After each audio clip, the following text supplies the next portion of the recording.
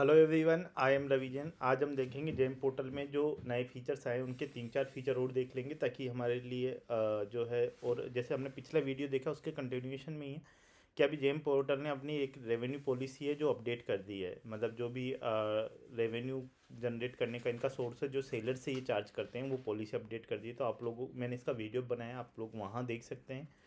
वो revenue policy जो है बहुत ही उसका जो मेजर चेंजेज वो है कि थोड़ा ट्रांजैक्शन चार्जेस कम किए हैं। और जो है ट्रांजैक्शन चार्जेज अगर नहीं लगेंगे, अगर अगर आप केवल सीपीएससी बायर्स को ही, सीपीएससी सेलर्स को ही अलाउ करेंगे। सीपीएससी सेलर ही पार्टिसिपेट करते हैं उस टेंडर में, जो है ट्रांजैक्शन चार्ज नहीं मिलेंगे लगेंगे अगर ऑर्डर प्लेस होगा तो। इसके अलावा जब आप प्राइस मैच करवाते हैं तो उसके बाद ऑप्शन भी आएगा प्राइस ब्रेकअप का। अगर आपने पहले प्राइस ब्रेकअप सेलेक्ट किया है ड्यूरिंग टेंडरिंग, ड्यूरिंग बिडिंग भी प्राइस ब्रेकअप मांगा है, तो वापस जब से आप प्राइस मैच करवाएंगे तो जो भी बिडर है, जैसे L2 से आप प्राइस मैच करवा रहे हैं तो उससे भी आप जो है वो है प्राइस मैच का, वो जो है प्राइस मैच के साथ प्राइस ब्रेकअप भी आप ले सकते हैं।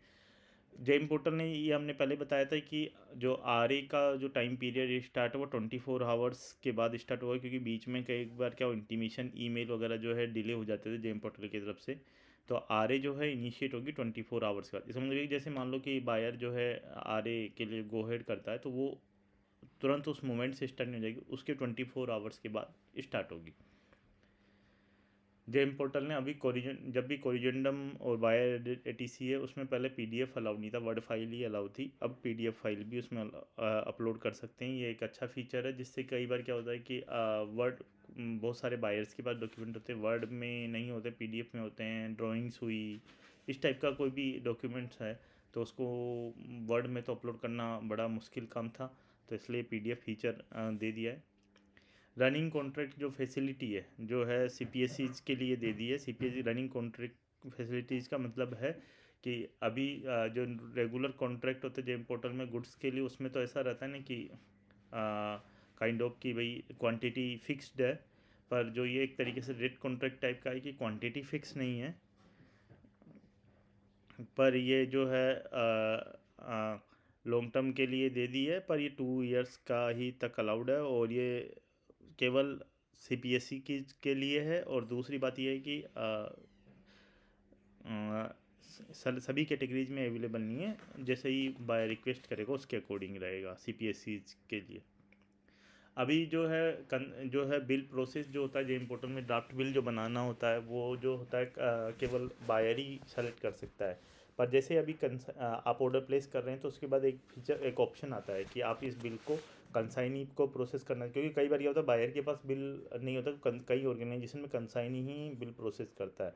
तो ड्राफ्ट बिल बनाने का कंसाइनी के पास जो ऑप्शन देना है वो ऑप्शन आ गया है, तो वो कंसाइनी को जो है बिल प्रोसेसर जो है कंसाइनी बन जाएगा।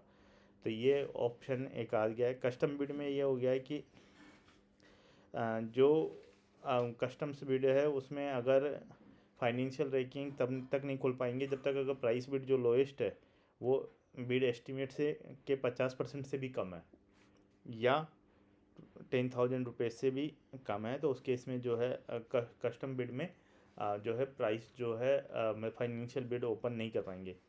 तो उस केस में मतलब बहुत ही कम प्राइस आती है, तो उस केस में भी किया जा सकता है। आप अपने जो है ऑर्गेनाइजेशन के नोडल कोऑर्डिनेटर से बात करिए, जेम नोडल ऑफिसर से, और उसको जो है मतलब रिक्वेस्ट करिए, तो जेम में बैकएंड से थ्रू किया जाएगा। बट अभी करंट में ये जो है वो आ गया है कि फाइनेंशियल रैंकिंग तभी खोल सकते हैं जब प्राइस जो है सबमिटेड जो है वो जो है तो 50% से ऊपर ज़्यादा बिलो नहीं होना चाहिए, या 10,000। आई होप आपको ये नए फीचर समझ में आएंगे। हम धीरे धीरे लेंगे ताकि आपको ईजी रहे अंडरस्टैंड करने के लिए। Thank you very much.